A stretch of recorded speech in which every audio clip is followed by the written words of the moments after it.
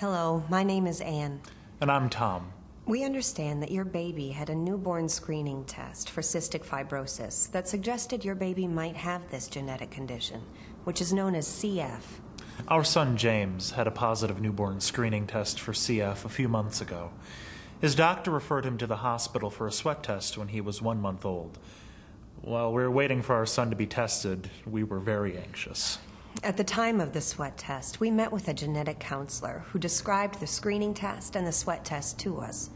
We learned that most infants who screen positive for CF have a normal sweat test, which means that they don't actually have the disease, but that they are carriers for CF.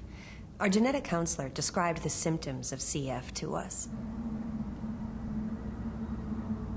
Sinus problems, such as small growths in the sinuses called polyps. Problems with lung infections and cough. The mucus that lines the lungs is thicker and stickier than normal, which traps germs like bacteria more easily. Higher amounts of salt in the sweat. Problems with the digestive system, which cause difficulty in breaking down and absorbing food and gaining weight. Fertility problems in males. Most males with CF have a structural difference in part of their reproductive system called the vas deferens. We learned that not all people with CF have all of the symptoms.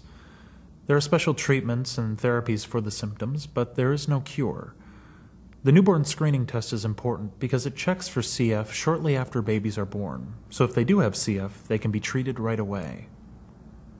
Cystic fibrosis is caused by harmful genetic changes called mutations in both copies of the CF genes. In order for a child to have CF, both parents must carry a CF gene mutation and pass it on. If both parents are carriers for CF, there is a 1 in 4 chance to have a child with CF, a 2 in 4 chance to have a carrier for CF, and a 1 in 4 chance to have an unaffected, non-CF carrier in each pregnancy. If one parent is a CF carrier and the other parent is not, there is a very low chance they will have a child with CF. There is a 1 in 2 chance to have an unaffected, non-CF carrier in each pregnancy. There is a 1 in 2 chance each child would be a CF carrier. The day we met with the genetic counselor, we learned that our son's sweat test was normal. We were so relieved to hear this news.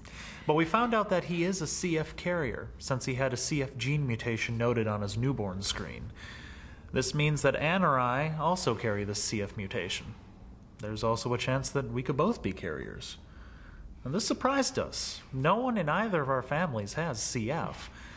However, we learned that many carriers don't know they're carriers because they don't have any symptoms. Tom and I could get a blood test to see if we are CF carriers.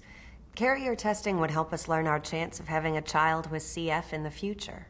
We asked if our 3-year-old daughter could be a CF carrier.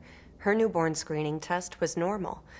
Our genetic counselor explained that only some CF carriers are found through newborn screening, and there is at least a 50% chance that our daughter is a CF carrier.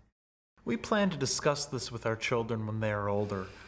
Our daughter may decide to find out if she is a CF carrier when considering having a family of her own. Both of our children may meet with a genetic counselor. We also talk to our extended family because other family members could also be carriers. We let them know that they can have CF carrier testing and meet with a genetic counselor. We were worried when we found out our son had a positive newborn screen for CF. But now we feel more at ease about our son's health and well informed about CF. We encourage you to ask questions when you see your child's primary care provider or genetic counselor to make sure you have all the information that you need about cystic fibrosis. As discussed in the video, there is a high likelihood that the results of the sweat testing your child is having today will come back negative. While a negative sweat test means your child does not have cystic fibrosis, we do know that they are a carrier for this condition, which means they have a change in one of their 2 cystic fibrosis genes. Since we inherit our genetic information from our parents, we know that you may be at increased risk to have future children either affected by CF or who are also carriers. To best understand your risks, we would recommend initiating testing with one parent. Since mothers of newborns are recommended to return for a follow-up visit 6 weeks after their baby is born, This is a great time for you to ask your OB to coordinate cystic fibrosis carrier screening. Alternatively, you can reach out to a genetic counselor who can coordinate testing. The results of this test will help you and your child's father better understand your risks for future pregnancies. It is also important information to share with your immediate and extended family members who may also be at an increased risk to have a child affected by this condition. Since individuals who are carriers typically have no symptoms of the condition, many people do not realize they are carriers until they have a child affected by CF.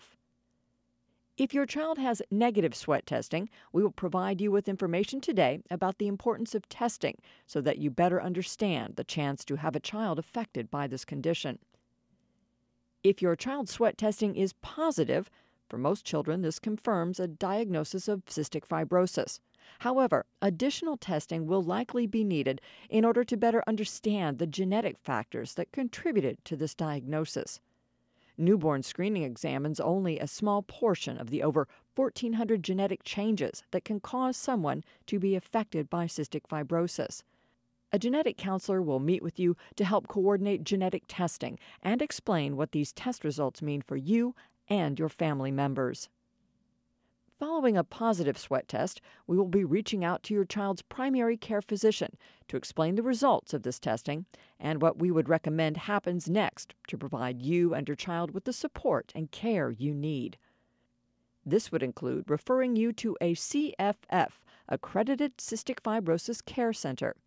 By having all of the specialists needed to provide comprehensive care available to you during your visits to the CF Care Center, we hope to make it easier for your child to get the comprehensive care they need. As you'll see listed here, there are a number of these centers in the state of Indiana to help best meet your family's needs.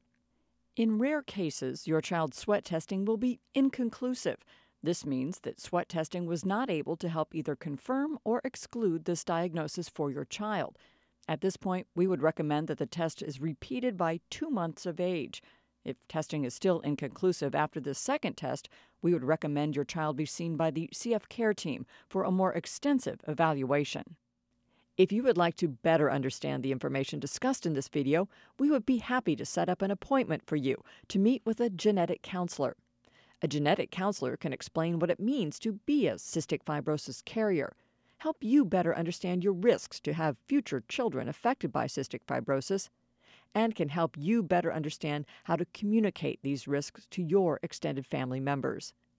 If you'd like to schedule an appointment with a genetic counselor, we would recommend calling the Indiana University Department of Medical and Molecular Genetics at the number shown here, or visiting the National Society of Genetic Counselors website to locate a genetic counselor in your area. If your child's sweat testing is positive, you will be given the opportunity to talk more with a genetic counselor during an upcoming visit with the Riley Cystic Fibrosis Center. We want to thank Children's Minnesota for allowing us to use the video you viewed at the beginning of this presentation. Thank you for your time, and we hope you found this information helpful in understanding your child's sweat testing and cystic fibrosis risks.